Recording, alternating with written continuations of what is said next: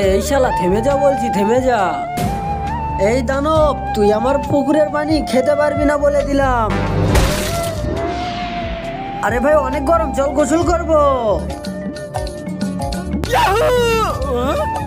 আরে ভাই এত বড় পুকুরে এতটুকু পানি, আমার তো বিশ্বাসই হচ্ছে না। আরে এখানে একটা বড় দানব আসে, এই দিনের পর দিন পানি খেয়ে এই পুকুরের পানি শেষ করে দিচ্ছে, আমরাও মরে যাবো কোন দিন হয়তো। আরে আমি বাঁচাবো দানবের হাত থেকে তোমাদের। দেখো আসতেছে ওই দানব।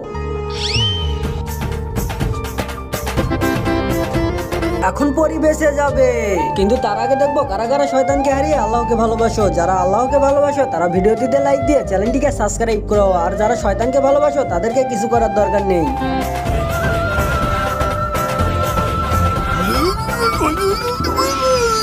আরে ভাই তুই এমন কি করলি যাতে দানব মরে গেল? আরে ভাই আমি পানিতে বিষ মিশিয়ে দিয়েছি। কি?